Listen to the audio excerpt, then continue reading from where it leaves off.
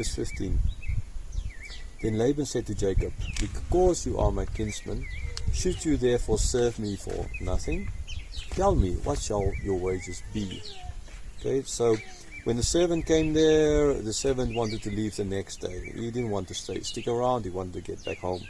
Right, so here Jacob was already living there for a month, and so Laban understood, not only from the words, but as well from the actions of Jacob, that he is kind of a guy with no plan and no home.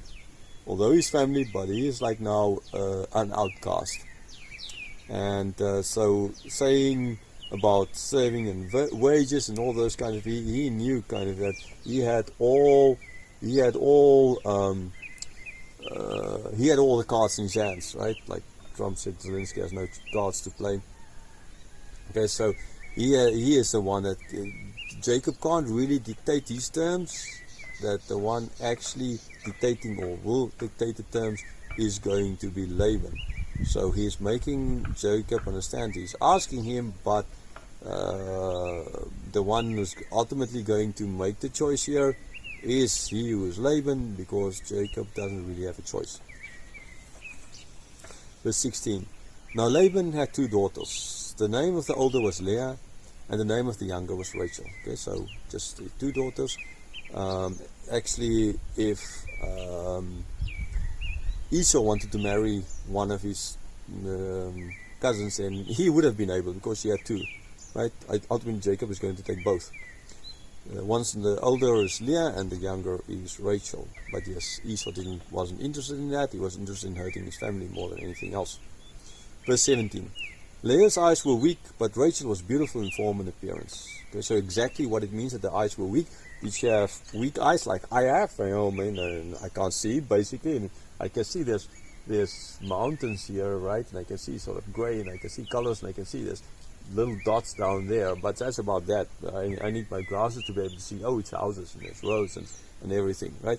So is this what they meant, or was this a question of maybe she was squinting, or maybe some other eye thing she had? We don't exactly know what this means, but it's not that important. What we know is she had some kind of deficiency, and Rachel, on the other hand, right, was beautiful. So she had something that made her less beautiful in form and appearance, and Rachel didn't have this problem. She was beautiful in form and appearance. Verse 18.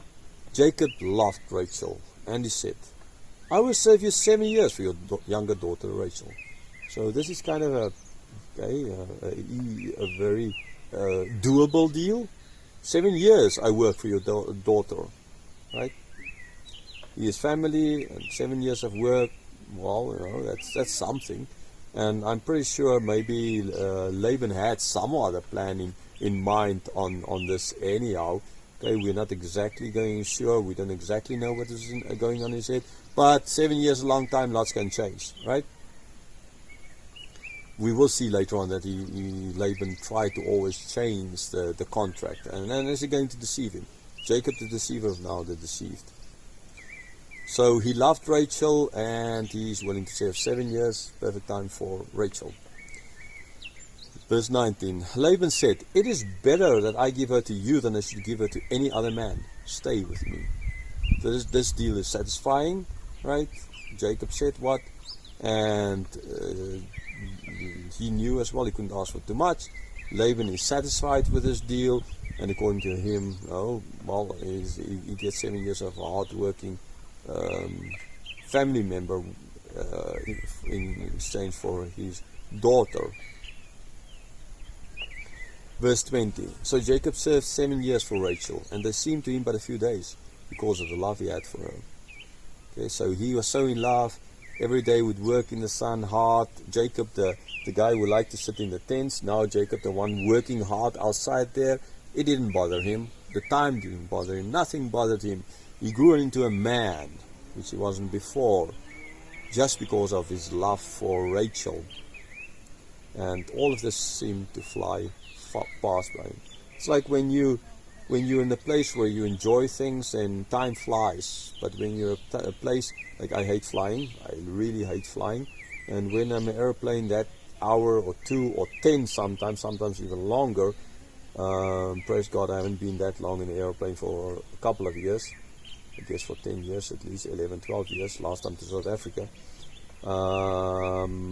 Unluckily soon I would need to be in one to go there. But anyhow, those couple of hours feels like an eternity to me. Okay, so when you enjoy yourself, you know, it feels fast. When you don't, then it feels like an eternity. Maybe as it feels if you're listening to my lectures, which might last 10 minutes or 15 minutes, might feel like eternity. But then in that case, you're just not listening to it. Okay, it's kind of easier for you, just skip it. Verse 21. And then Jacob said to Laban, "Give me my wife, that I may go into her, for my time is completed." Okay, so after 7 years, it's not Laban who comes here and say, "Okay, your time is up. Now you get your wife." No, he has to ask for, because most likely Laban kind of hoped or something maybe that this is not going to happen. Okay, no, so he comes, he asks. Verse 22. So Laban gathered together all the people of the place and made a feast. So yeah, at least he's kind of doing this. He's gathering all the people, and they have a feast. Kind of, like marriages go, and the marriage will last for a week, and that is why as well later on he's going to say for a week at least you kind of be wake up people. There's a ceremony, and then it's a feast, and the feast, and the feast. There's still certain cultures who does it like this. Not that many, because these days marriage, getting married, and like dying, and like anything one does these days costs a fortune. Right there in Russia, people get married, and then for the rest of their life they pay off this marriage, and it's not even that expensive. Okay, yeah, it's kind of a pity. We spend so much on these kinds of things that last so short, and then the rest of our lives we kind of suffer for trying to just work to get it paid all back. But anyhow, so here he does the right thing at least, by making a feast, and a week feast. Verse 23, but he's going to deceive him. But in the evening he took his daughter Leah and brought her to Jacob, and he went into her. So instead of giving Rachel, he gives Leah. Right? Oh yeah, sure, so she would be behind a veil, he would not be able to see. Maybe they were like the same kind of posture. We've seen that the problem with Leah was her eyes. So a veil is covering that. Yeah, sure. I mean, and it's night. It's dark. There's no bright lights. And the room would have been badly lit as well. Where, I mean, maybe not even lit at all. So he would not have seen that he's been cheated. And he has not really touched, understandably, Rachel before. So the touch is not. And he was like so in seventh heaven. Now he's at last, after 7 years, with the woman he loves.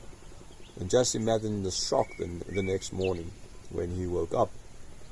So he went into her, is basically that intercourse. As accepted. Verse 24. Laban gave his female servant Zilpah to his daughter Leah to be a servant. So he didn't give the dowry, because although he ought to have, Jacob worked for him, he didn't give any, he just gave the servant Zilpah. Okay, so he's mentioned, and Zilpah is as well going to bear some children to Jacob. Verse 25, and in the morning, behold, it was Leah. And Jacob said to Laban, "What is this that you have done to me? Did I serve you with you for Rachel? Why then have you deceived me?" Okay, so imagine the shock the next morning. Not the beautiful Rachel, not the one he loved, but the elder sister. The older sister here, Leah. What have I done? What has Laban done, actually? Not like, what have I done? What has Laban done? How is this possible? And like, he's angry, and he went to him and he's like, "I served for you for Rachel. This is what we'd agreed on." Yeah, right. Okay, you've seen. Laban is good at deceiving. Jacob is, one can ask, is he not maybe Laban's son, the way he is as well a deceiver? So he asked him, "So why have you deceived me?" Right? Jacob has deceived so many people in his life. Now the deceiver is deceived. Verse 26. Laban said, "It is not so done in our country to give the younger before the firstborn." Now, most likely, I mean, we don't exactly know how much Jacob told. Did he tell Laban how his mother deceived his father, and this is the reason why he fed, etc.? Well, again, we don't really know. Did the stories came past or passed unto him? Maybe behind the scene stories were passed. Maybe Jacob didn't tell. We don't exactly know. But there's a clear pun here intended, or at least here's Laban is like pointing back to what Jacob did. Okay, Jacob did deceive the firstborn. He took from the firstborn, and he is the younger, right? So he's saying, in our country, this is not how things are done. Okay, so this is what he's kind of implying. Maybe in your country, the way you do things, maybe there it's done like this, but here we don't do things. Okay, even in that country, it's not done like this. Okay, but Jacob was a deceiver. So, and now Laban is putting him in place. This is what you did to others. Now it's done to you. Take it or leave it. But at least, kind of, he's not just going to say take it or leave it. He is going to do something for Jacob, which seemingly he was not willing to do for his brother Esau. Verse 27. Complete the week of this one, and we will give you the other also in return for serving me another 7 years. Okay, like a buy one get one free kind of a deal, but it's not totally buy one get one free kind of deal. This is work 7 years and then you get the second one for another 7 years. Or buy one, buy another one, but at least the other one you get immediately, or after a week.